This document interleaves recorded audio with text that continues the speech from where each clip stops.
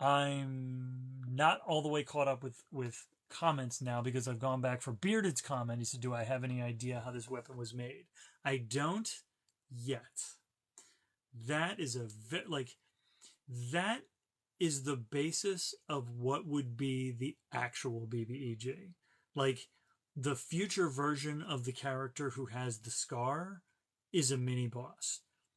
The real crux of the campaign deals with the creation of this weapon, potentially with the destruction of the weapon. That might be the goal.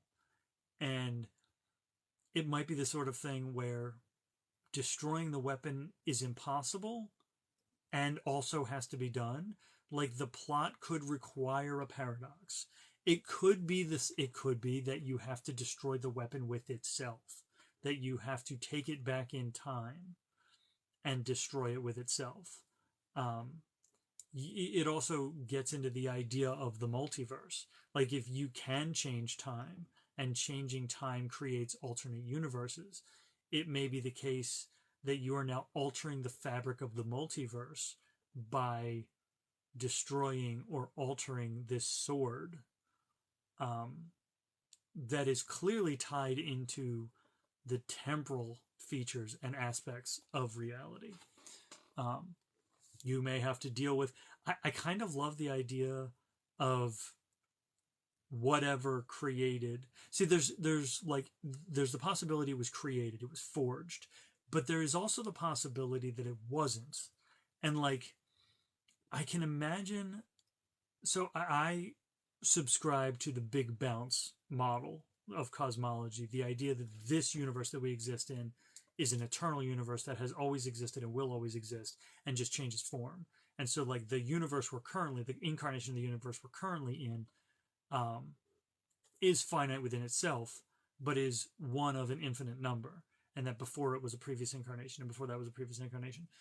And then if you're thinking about a multiverse, I can imagine a scenario where the blade is a shard or a sliver of a fractured universe, and that's why it has these temporal features.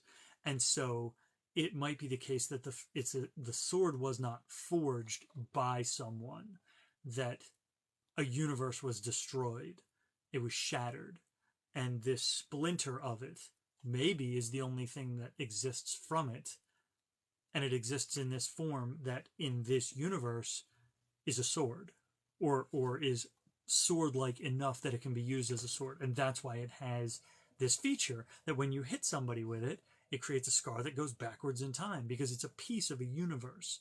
um, and so maybe the outcome is to get rid of this sword, you have to recreate that original universe. You have to fix that universe that was shattered. Then you get into the question of how was that original universe shattered? Was it shattered by something? Was it shattered by accident? Did it collide with another universe? All sorts of like, that's how I build bigger and bigger. So that's how I take the idea of like, oh, the future version of yourself is the bad guy. Not at all. He's the red herring. He's the mini boss you're going to deal with first, thinking, oh, he's the big bad. But then that is going to give you the information you need to realize he's not the big bad at all. Ultimately, like the sword itself becomes the big bad.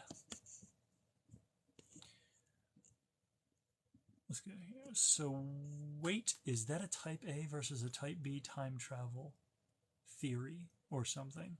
There's a theory that the reason why Marty's life is bad in the future was because he changed the timeline to make his family better. Yeah, Donnie Darko has something like this. That's right. Yep, Donnie Darko. The bulk of that movie was in an alternate timeline where the resolution was he had to go back to the moment that the alternate timeline was created and essentially pull a He Who Remains. He had to go back and prune that alternate timeline. I'm not sure what you mean by type A, type B. When I think of time travel stories, there are certainly more types, but I think of time travel, like universes where time is immutable and universes where time is mutable. So in an immutable timeline, events in history cannot be changed. So when you go back in time, you can't change anything. You just become part of how everything happened. In a mutable timeline, you can go back in time, change things, and alter history. Now, mutable timelines have all sorts of different effects. You have the Avengers Endgame style, where you go back, change something, and it creates an alternate universe, but you come back to your original timeline because you can't go to the new timeline because that's not where you're from. You have Back to the Future style, where you can go back and you can change things, and it creates a skewed timeline, and you come back to the future of the alternate timeline. But in that case, altering history, it didn't always create a bad outcome. In the second movie, that change caused a bad outcome, but I don't think the implication was that it always creates a bad outcome, because I think the end of the first movie implied that changes he made good outcomes. But like Stephen King's 11/22/63 involved time travel where altering the past damages the future no matter what you change. Part of it was that altering the past is extremely difficult.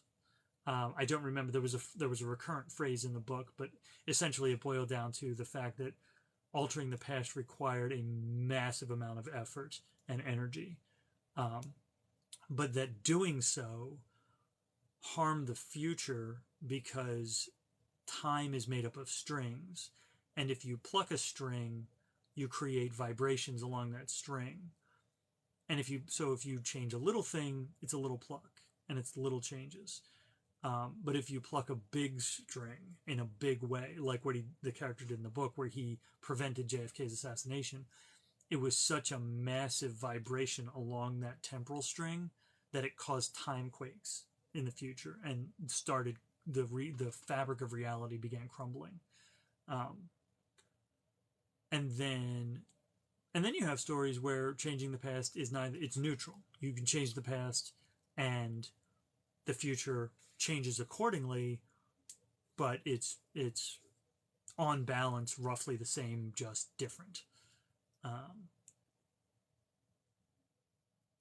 But now that I've really talked, and this is why I love talking these ideas out, because when I thought of the retroblade, I thought of a metal sword that gives you a scar that goes back in time. I now have in my head the idea of a sword that is a splinter of a shattered universe. That's not something I don't think I would have just sat down and come up with that without talking it through with other people. Are you writing a book? I write many books. Currently, I am co-writing 2 books. Well, 3. One of them is called Lavender and Disappointment, and it is about 2 of the characters that me and another player in the Tuesday campaign, she's actually playing in the Tuesday campaign, we have played these characters in a couple of sessions, and we're writing a book about their story. We've also got a fair bit written for what will be the sequel to that book that will continue that story, but it involves my character and another character that she's currently playing in the Tuesday campaign. So if you want to know about that character, if you watch our Tuesday games on Twitch, it's Kaylin Karsus. Nimue is playing her. That's the character from the second book. My character from the first book essentially gets plane shifted into her universe for a time and then shot back to his own universe, but they interact in that part of that book. We're writing another book that is not D&D based, and then I'm always writing some story or another. If you could change one historical event, what would I change? What if the universe was shattered by the causing a loop, so the blade made the blade, right? What if trying to destroy the blade with the blade resulted in the creation of the blade, right? If I could change one historical event, this is my literature nerd side coming out. I would prevent the burning of the Library of Alexandria. I do have a thought experiment of how I could, if you had time travel and you couldn't change the past, how you could still save the information in the Library of Alexandria without changing the past. I'm going to need to jot all that down about that, because I have, I've mentioned it on the Twitch stream, but I have a D&D wiki specifically just for the games that I've played in. I don't think there's any games I haven't played in listed on there, but the games I've played in, and then the characters that have been in those games, events, battles, items, all sorts of stuff like that. And then I've got some homebrew stuff on there. The Retroblade is listed. So I've got it currently listed as the Retroblade is a magical weapon that inflicts wounds that progress backward through time rather than forward. Using the blade without attuning to it causes the wielder to roll attacks with disadvantage. While attuned to the weapon, the wielder ages at 5 times their normal rate, while gaining a +1 bonus to attack and damage rolls made with the blade. I forgot about that aspect of it. Yeah. So you age 5 years for every year you're attuned to it, or 5 days for every day you're attuned to it. A creature that will be struck with the weapon is born with a faint scar that gradually becomes more fresh and painful in the week before they will be struck. On the day they will be struck, they wake with an open wound. Until they are struck by the blade, the creature has disadvantage on any attack against the attuned wielder that requires an attack roll. When the creature is struck by the blade, the wound disappears entirely and that disadvantage ends. How do you think that would change society if that wasn't burnt down? It would just be all of the. So it's part of the way my conception of sort of social intelligence and progress. We today imagine ourselves to be smarter than humans in the past, and that might be slightly true. Like if there were a quantifiable measure, we might be 5% more intelligent, 3, 4, 5%. But I don't think, like, in general, that humanity is smarter. What we are is in possession of more information than any human society in the past, because we have all of the information that has been collected by humanity up to now. So people 200 years ago were just as smart, they just had 200 years less information. So it's not that we're smarter, it's that we are standing at the very top. We are standing on the shoulders of the tallest giant. And so if the Library of Alexandria wasn't destroyed, if all of that information still existed, then we would be further along, because we today would have more information and more data and more history than we currently do. I don't know how, like, I can't imagine how much, but, like, let's say 500 years worth of information was lost when that library burned. We would essentially be at a intellectual advancement 500 years more advanced as a society. I don't know how that manifests. I don't know if we're more civilized. I don't know if we're more dangerous, because we've seen, as we've become more quote unquote enlightened, we've also become far more efficient at destroying things. Like, we developed a nuclear bomb because we wanted to come up with the most efficient way to kill as many things as possible. And hey, you finally catching alive. Hey, Maddie, welcome in. Counterfactuals are very dicey when it comes to real life. Well, yeah. I mean, Mayan farming was more advanced than what we have now. Right, yeah. And so if like all the information that has ever been lost, like I imagine that all the information that has ever been lost, how much more there is of that than there is of information that we currently have. And if we had all of it, which the Library of Alexandria didn't have all of it, but it's like, if we had today all of the information we have, plus all of the information that has ever been lost, like, where we would be. We might be extinct, because, like, we built a nuclear bomb. We have built and engineered tools that can destroy us as a species. Like, we're in a very slow way basically doing that now anyway. in the way that we're treating this planet, but we might have, and I think we are also at an evolutionary tipping point in terms of our use of information, because we are at a point where we are smart enough and we have enough information to build nuclear bombs, but we're also stupid enough to use them. And so it's this very, very dangerous point where we easily could drive ourselves extinct with our own creations, like very, very easily. And not just things like bombs, like genetic engineering. There are people who believe that COVID was genetically engineered as a super weapon. I don't think that's the case, but if it came out, like if there were evidence to prove that, it wouldn't surprise me. We've made biological weapons. So the idea that COVID was one, like COVID, as deadly as COVID was not deadly enough. I don't think COVID was actually deadly enough to have been a biological weapon. But we've made biological weapons. So we can make nuclear bombs, and we can make biological weapons. We can make things that can wipe out all of humanity. And we use them. So we're smart enough to make them and stupid enough to use them. And I wonder if we survive that. Because we have to be smart enough to make them, and dumb enough to use them, and cautious enough not to use them long enough to outgrow the stupidity. And I don't know how long that stupid phase lasts. Like, if it lasts long enough, we might not make it all the way out the other side. Personally, I'd like it that the Vikings colonized North America before. By 400 years, was it? Like, Leif Erikson was here in the 11th century, and Columbus didn't get here until the 15th century, and the Mayflower didn't get here till the 17th century, something like that. Ukraine is a bioweapon lab. You didn't hear it from me. I didn't hear anything from you.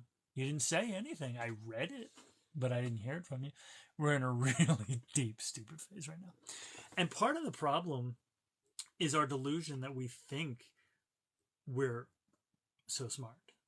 Like, allowing ourselves to believe that we are the smartest humans in human history, the smartest living creatures on this planet, is adding to the danger of the stupid phase.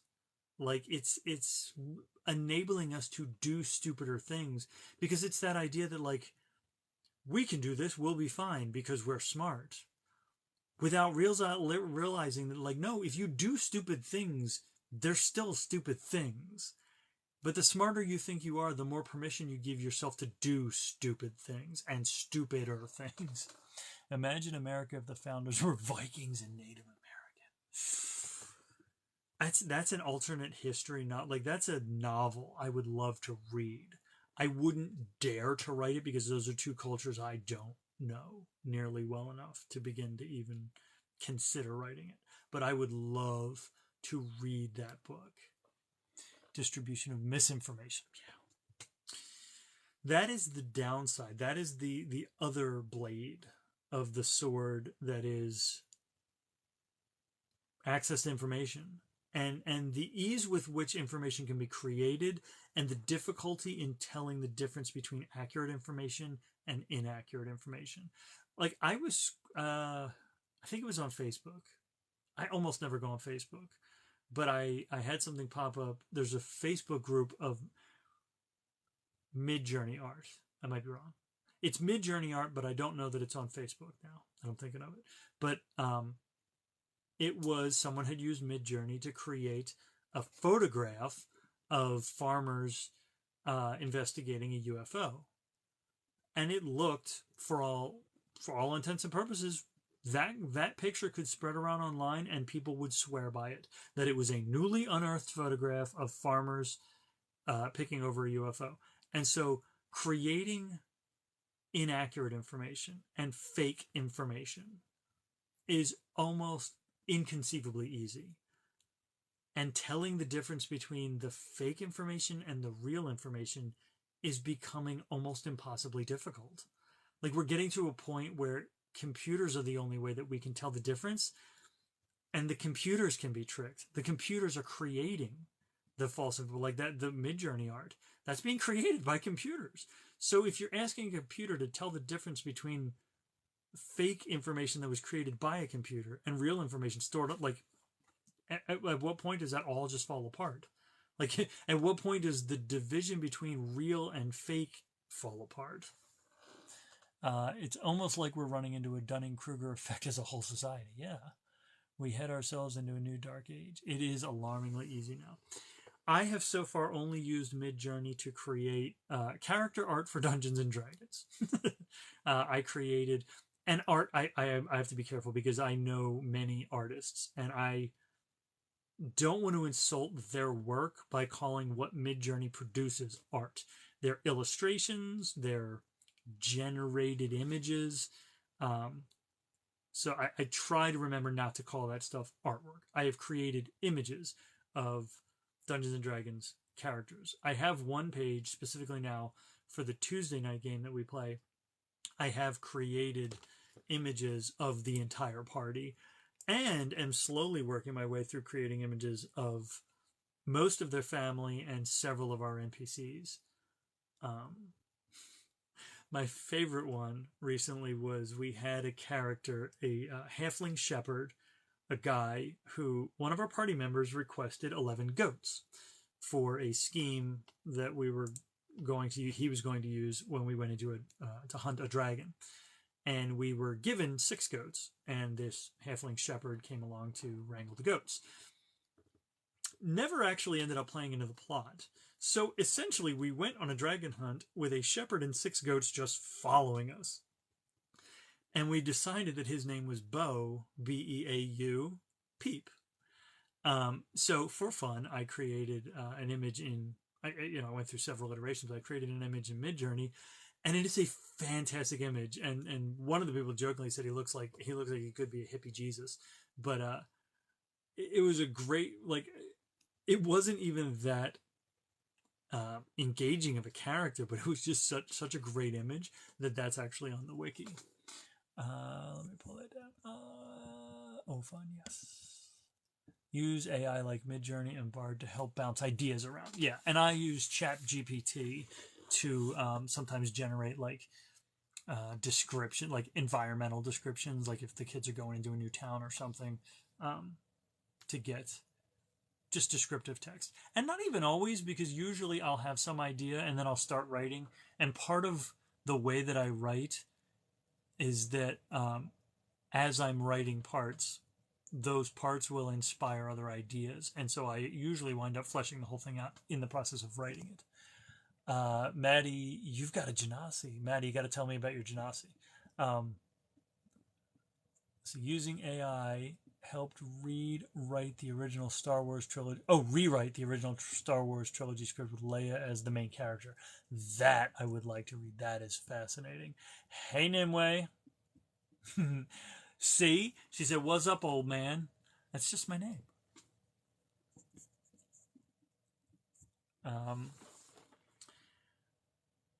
But yeah, we've created, and specifically with Nimue, we've created some amazing images for Aoife and Leander together.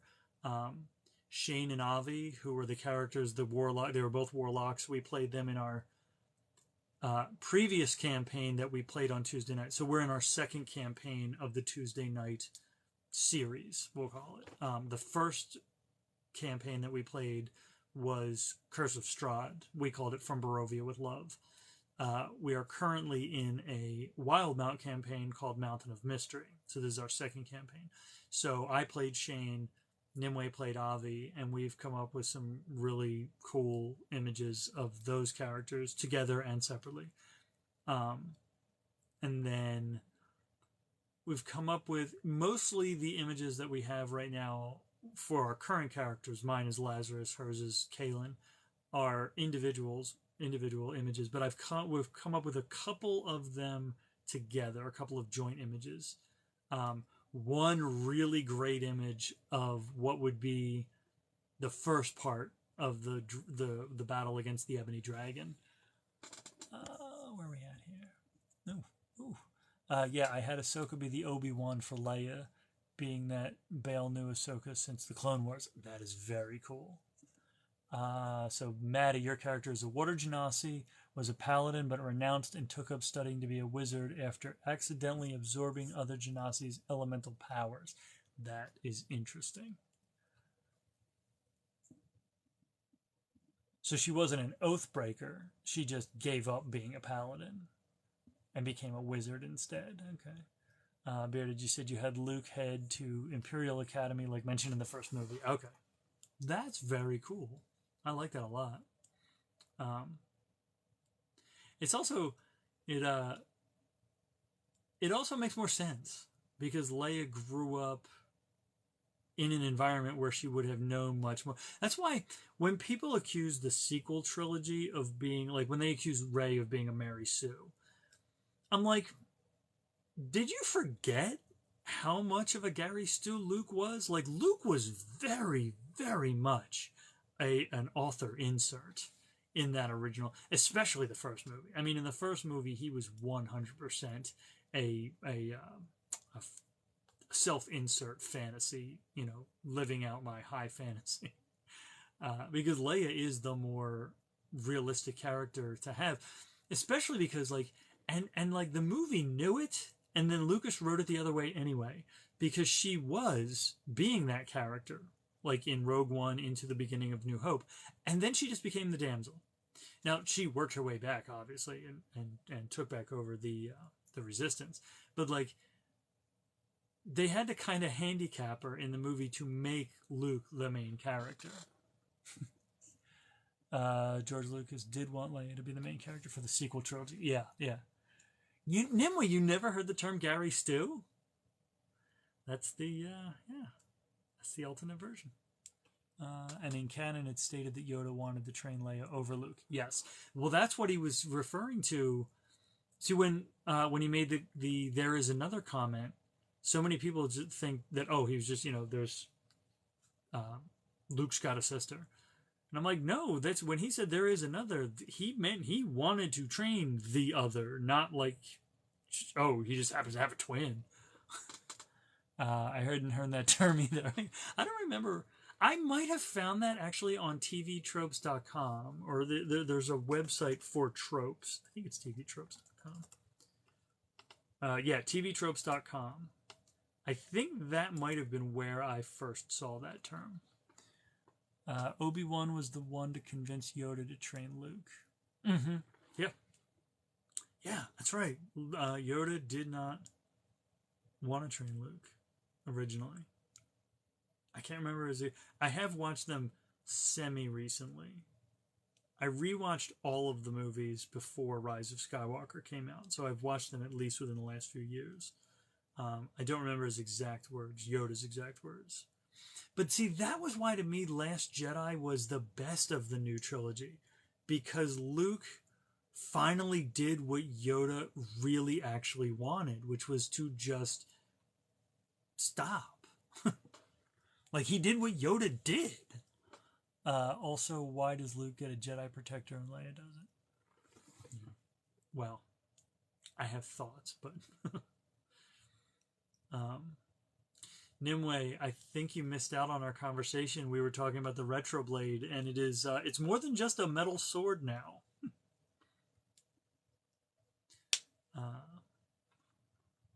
Speak. What are your thoughts? My thoughts are Luke was a boy and Leia was a girl, and I'm less inclined to make that accusation against Star Wars because Star Wars wasn't as bad about it, but it definitely didn't avoid. I won't call it sexism, but it definitely didn't avoid genderism entirely. It just didn't fall prey to it as bad as other movies of the time. Like, I'm thinking of James Bond and Indiana Jones. like that was the really interesting part about Luke as a character to me in terms of the original trilogy, is that in the end he won by not, I mean, he obviously fought, but he won by not killing his father, not fighting his father to the death. His ultimate victory was in realizing that violence wasn't going to solve the problem. I also like how Luke reflects the light side and Leia the dark side, with Father Anakin being the father. Yeah, yeah. Yeah, the whole concept of balance in the Force, I don't even know that I've seen Lucas give like a really consistent, sensible answer that made sense to me, because to me, if you eliminate the Sith and only have the Jedi, you don't have balance. But I've never liked the idea that to have good, you have to have evil. Um, and so I guess my thought on it is that like you can have good without evil, but it's not balance in the way that I felt like Star Wars was talking about balance. Like, to me, the idea of balance in the Force would not be the goal. You don't want balance. You want to eliminate evil, period. Which is imbalance, but would seem to be the goal.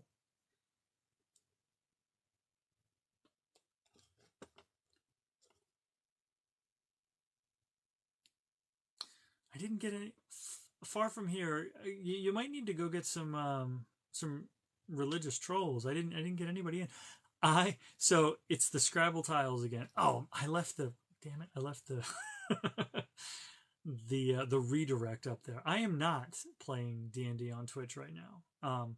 I left the Scrabble tiles up there because today I printed out um, periodic table element squares for atheism. So it's AT for astatine, HE for helium, I for iodine, and SM for samarium. So it's atheism. But I printed them out the correct direction. I forgot to mirror them. These are printed out mirrored, and because TikTok mirrors the image anyway, so it looks right to you because those are mirrored. I forgot to mirror the periodic table symbols, so I couldn't use them because they'd be backwards for you.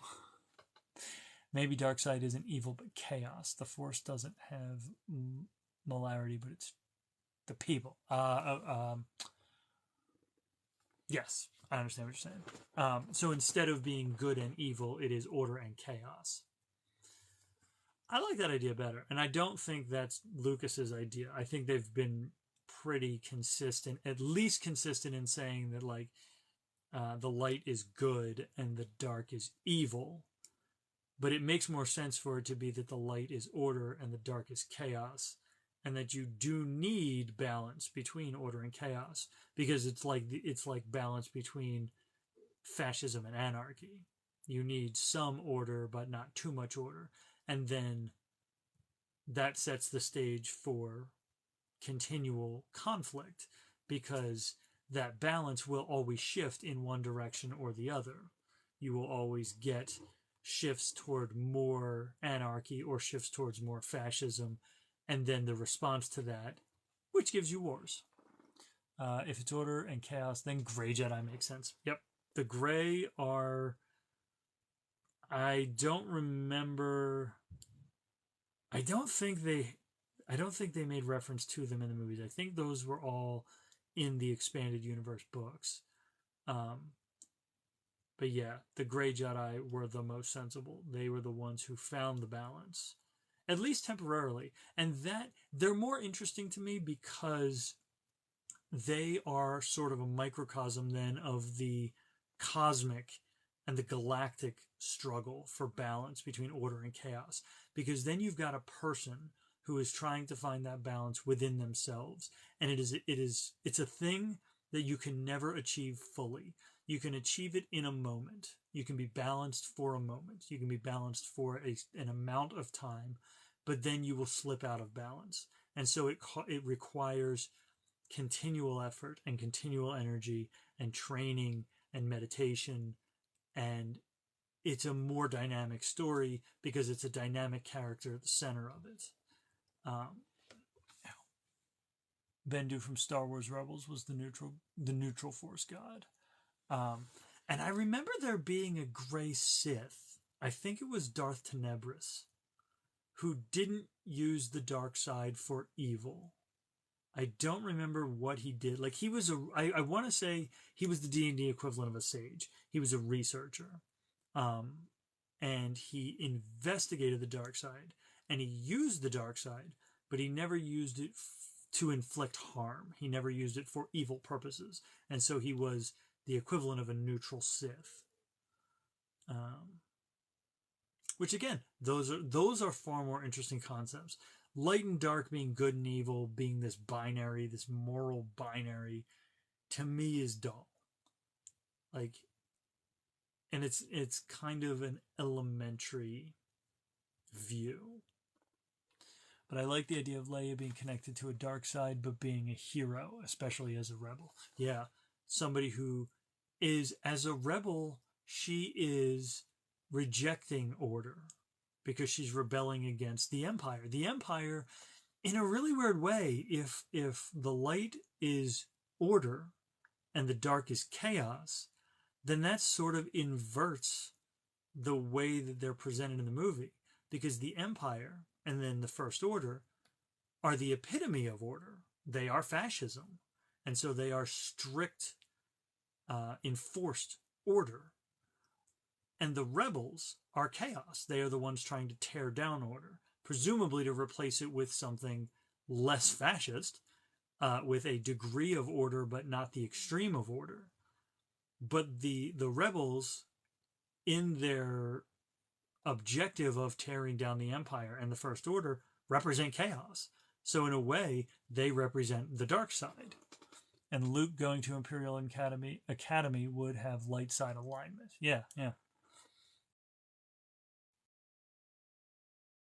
See, that's a much more interesting take, and now I'm more disappointed that the sequel trilogy didn't do that, or the prequel trilogy didn't do it, or that it just wasn't done. That's a far more interesting examination. And then, of course, you have to turn that into, so like, that's all philosophical. You have to then take those ideas and turn them into a plot, which you do by populating that story with characters who individually have those same conflicts and struggles and alignments. And so you have a character who is a quote unquote light side character, an order character, who is good, but because they are more concerned with order, won't fight back against a government that is doing harm, because a government is order. And so their allegiance to order outweighs their allegiance to good. Like, you get into really interesting concepts of alignment, which is, again, that's what a lot of what we deal with in D&D too. And then you have Luke with Vader as his mentor and Leia with Ahsoka as her mentor. Yeah. So both students and mentors have connections to each other. That is very cool. Now, is that available anywhere to read, or is that just one that you ran up and have? Because I've seen a few like blog posts about people who use Chat GPT as a DM for them individually to like kind of run a quote unquote D&D campaign. I attempted that, and I think I did it for about an hour, and it wasn't the most interesting story, but like, it was an interesting experiment because it created a story. It did kind of occasionally forget stuff that had previously happened. So there would be stuff that either happened or repeated things that had happened previously. But it was an interesting experiment. It created a narrative that, if cleaned up, could be a story. It's just an idea I thought of. Oh, you've never written a full story? No. I mean, you've got ChatGPT.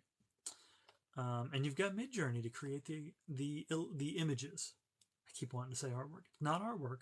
It is images created from composites of artwork. I don't know if I told you, Nimue, but there is an article on the wiki now um, that has all of the images created for the ne'er-do-wells party and their parents, as far as I've created them. I've actually created slots for more images. Like, I need to create images of Sato with his dragon wings. I need to create an image of Prince's father. I need to create images of Cash's mother and father. I need to upload the 2 images of Pierce. And I think that's it, other than certain, like, battle images. Also thought of an idea with the clones. The clones join the rebels, so Empire uses separatist technology. Yeah, yeah. I didn't watch. I haven't watched any of the Star Wars shows, even The Mandalorian, which is, this is how I know I've discovered I'm only a casual Star Wars fan, because I've only seen the movies, and not even I haven't seen the Clone Wars animated movie, but I feel like I read that the Bad Batch was that kind of idea. It was a group of clones who were basically faulty, and joined the rebels or just rebelled and became their own faction. But no, I also want to create our last session when we finally fought. So we fought the dragon over the course of 2 shows. We fought it twice. We fought it once out in the open in the swamp, and then we fought it in its lair because it fled after our fighter, one of our fighters, did 75 points of damage in 1 turn in 3 or 4 attacks. Basically took it down to half health, and so it fled. Yeah, and so then we followed it. We tracked it. We essentially used its resources to find its lair, and then that's when that session ended. And then the next session, we went into the lair, we fought it again, and we finished the job. But the finisher was our sorcerer misty stepped onto its back, on its shoulders, between its wings, and having summoned a shadow blade, used a sword of shadow to stab it in the neck with a crit. So did 28 points of damage, immediately after which our cleric fired off a 3rd level guiding bolt that basically shot 25 points of radiant damage through the sword into the dragon, killing it, decapitating it. So I want to run up an image on Midjourney of that scene of our sorcerer on the back of the dragon, right between the wings, with the sword of shadow and the radiant lightning striking it like a lightning bolt, going into this dragon, finishing it off, because that is just an absolutely epic visual, and it deserves to be created. And if I do create it, or when I create it, if I get something that I really really like, I would love to see them. I would love to see Dustin put it up on stream. Bearded, can I ask you a question? Yes. Based off what heard of Leia's story, what would be its name? Oh, based off of your story, what would I title that story? You mean like if it were an individual movie? Because like if it were one, say, 2.5 hour movie versus like a Skywalker saga. So this would replace, presumably this would replace the original trilogy, right? Episodes 4, 5, and 6, New Hope, Empire, and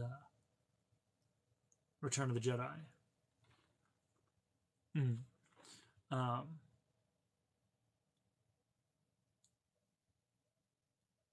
Gotcha.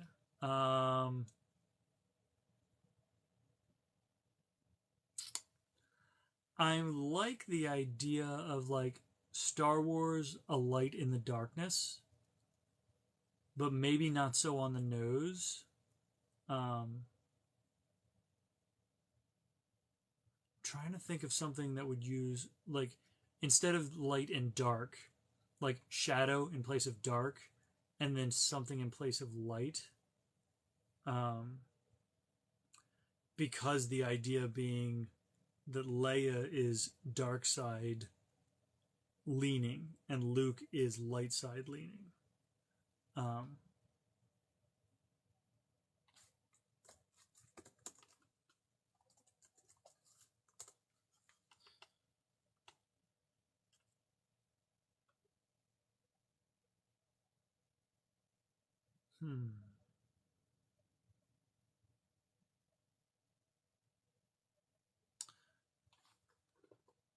Aura, maybe. Chaotic order.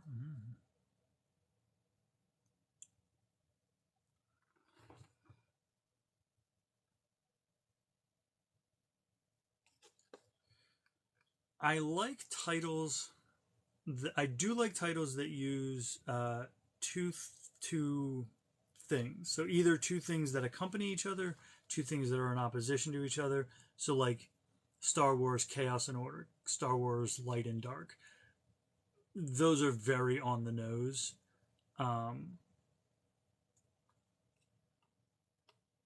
Those contradict each other. You can also use two that complement each other.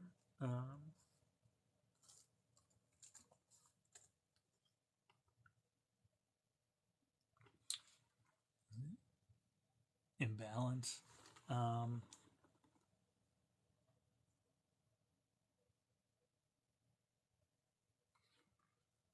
Thank you, Nimue.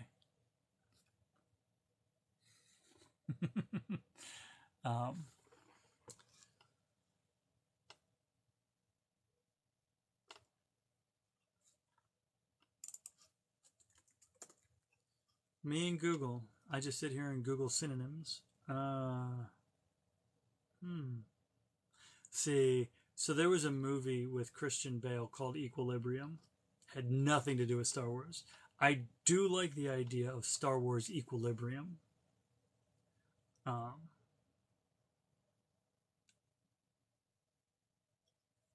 But I also like the idea of, see, if I were to do that, if that were the subtitle I went with for one of the movies, I would want all of them to have single word titles. I do also like slightly longer titles, the something of the something. So like Star Wars, the balance of the Force. I wouldn't use that, but something to that effect. You could do something where, like, you could have the first one be Star Wars, The Weight of Darkness, and then the second one, The Something of Light, and then the third one would reference the balance between the two. So, like, if the first movie is focused on Leia, and she is a dark aligned character, the first one could be The Weight of Darkness. And then the second one could be The Frequency of Light, or something to that effect. And then the third one talks about the balance between light and dark. And then maybe that's where you use shadow and something. Depends on how philosophical you want it to sound. I like Star Wars Equilibrium. I like Star Wars The Weight of Darkness. Shadow and Fury. No. Sound and Fury. See, my brain keeps saying Radiance, and I think that's coming from D&D. Let's see.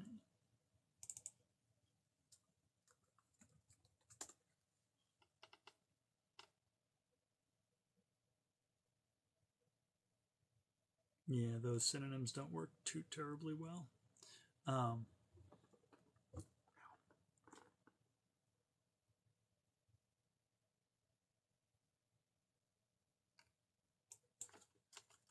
Let's see. The opposite of shadow. Shadow, opposite. Brightness.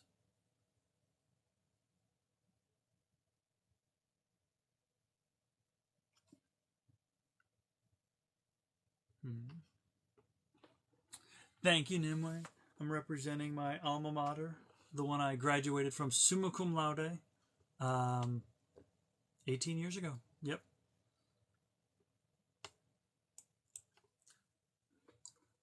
I imagined it to be pretty philosophically, psychological and philosophical, like Rogue One energy. Yeah.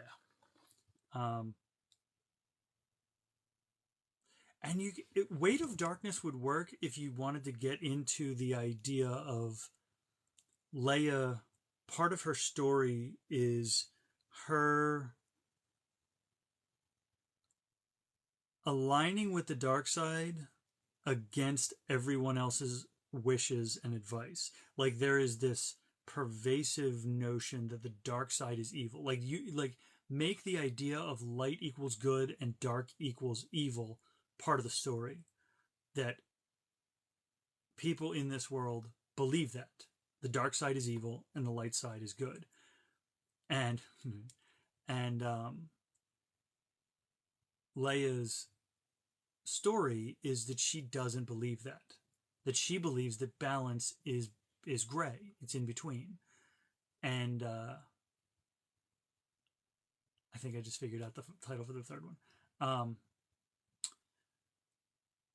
So her story is about her aligning, not necessarily aligning with the dark side, but like investigating it and treating it with respect rather than fear. And so the weight of darkness is the weight that she is carrying by investigating the dark side. And so the first one being Star Wars, The Weight of Darkness. The second one being then the opposite investigation of the light side, and how the light side is not always necessarily good, because order can be restrictive if taken to an extreme. And it wouldn't be, because you've already used Weight of Darkness. I don't know, frequency feels a little bit too long. Like I feel like you would want a 2-syllable word, the something of light. Because the third movie then would be called The Balance of Shadows.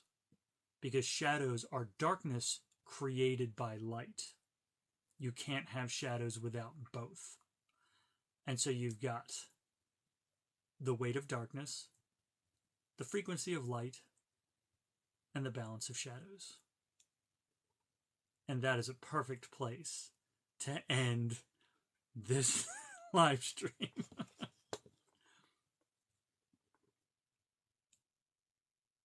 I won't. I'm actually going to go about 10 more minutes because I didn't start until about 10 after 10 because I was absolutely bearded. Yeah. I started a little late because I was eating. I was getting the teenager done with her nighttime routine. And so I started, I think, about 10 minutes late. So I'm going to go another 8 minutes and then I'll shut down. I am going to jot those down. I'm not taking them, but I do want to jot them down because that was good. And that, to me, that goes back to what writing really is. Writing isn't coming up with a great idea all at once, having a great idea. Writing is that organic process of thinking all of those things through and finding that idea at the end of them. So writing is messy and sloppy and full of bad ideas that get you to the good idea at the end of it. The investigation of the light. Yeah. The weight of darkness. I've got frequency, but it probably wouldn't be that. And the... So it's...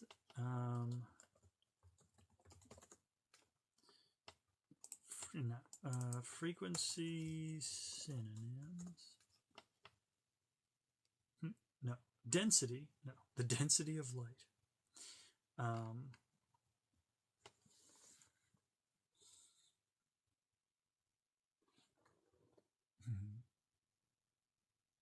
No, feel free to take the idea this is a collaborative effort. I'm not going to write a Star Wars story, though. So, I am more than happy to let you take that and run with it. I have always considered myself more of an idea man than a writer, which is not true. But I enjoy coming up with ideas through conversations like this, especially more than I enjoy the work of writing by myself. Writing with people, fantastic, because you have that collaborative energy. Writing by myself, very tedious and sometimes painful. I like the investigation of the light with how you describe the second film. Yeah. So let's see if we can find a shorter word, because this is where my my linguistic brain kicks in, and wants a balance of syllables. Because if you have the weight of darkness, you have 5 syllables.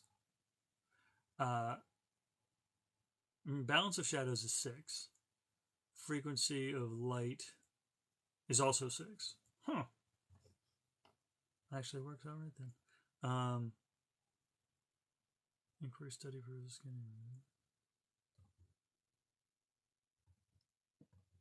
Yeah. I mean, it is, since it's your idea. Yeah. If you like investigation of the light better, then that's what it is.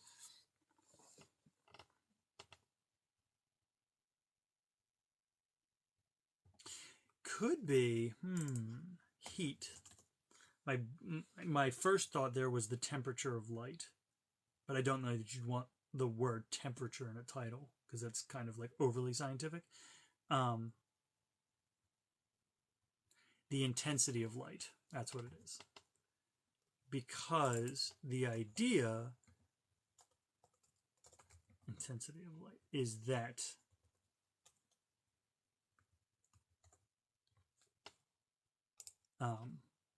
if light is too intense, it will blind you. You will not be able to see. And so too much order is restrictive and destructive. So we have the weight of darkness, the intensity of light, and the balance of shadows for Bearded's alternate Star Wars story.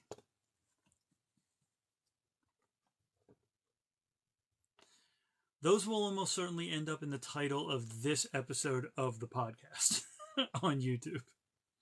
At least one of them. Possibly the balance of shadows.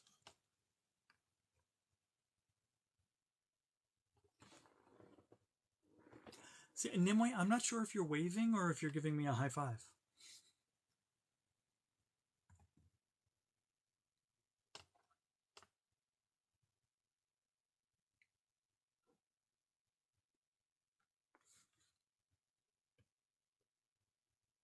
So you know what's going to happen, Nimue?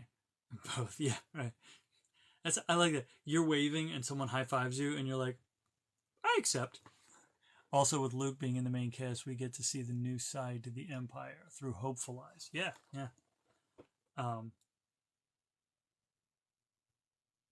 love the idea that I'm getting ready to close out here in the next 3 minutes, and a religious troll is going to pop in here in 1 minute and just start going off, and I'm going to be like, but I need to hang out and destroy the troll. Religious freedom is in danger. Far right trying to impose theocracy. Yeah. No, I don't. I want to. It's a want, not a need.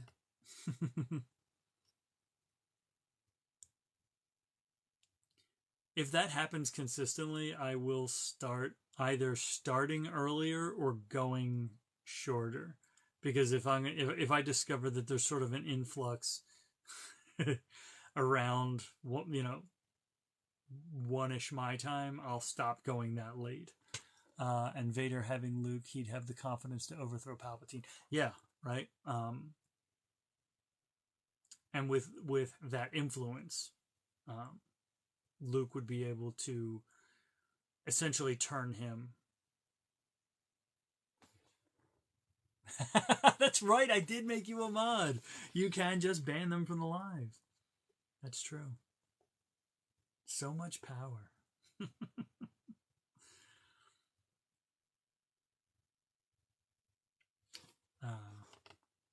I'll have to set up a. You know what? I'll have to start doing.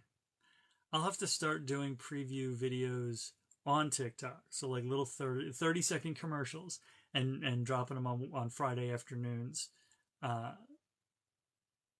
Mentioning, hey, the previous installment has now been broken up into 3 parts, which are available on YouTube. And if you pop in later tonight, 10 o'clock Friday night, you can troll me for free. And without Palpatine, I could see Vader improving his armor in order to gain more power in the Force. Yeah, like it, and that was what I think. That's what disappointed me so much about the sequel trilogy is there was so much potential, and instead of investigating all of that potential, an entire galaxy's worth of potential, they just rolled everything back and did a new version of the same story. Like, there are Star Wars without there being a central First Order, in the novels. I remember specifically that there was an entire book where Han and Chewie went back to Kashyyyk, and there was a civil war on Kashyyyk. There are wars amongst the stars. You don't have to have like a single BBEG First Order Empire with a Snoke or a Palpatine, bringing back Palpatine because it's so important to have one central figure. Like, I understand for movies you want to have like one bad guy who you can beat and then say we won, but like that seems like the simplest and in a way laziest way to do it. I have been to the Reason Rally in DC twice, 2012 and 2016. I would love to go to one of those. Also, Carrie Fisher said she wanted Leia to have a purple lightsaber, which says a lot about her. Absolutely does. It is, however, 1:11 my time, so I am going to dip out now. I will be back on Tuesday night, 9 p.m. Eastern, 8 o'clock Central, 7 o'clock Mountain, 6 o'clock Pacific. I will be doing what this said I was doing tonight, which I wasn't doing tonight. I will be playing D&D over on Twitch, Tannis Jr. 93's channel. I'll be there. Nimue will be there. And the rest of us will also be there. Okay, see you in the Foxhole Discord.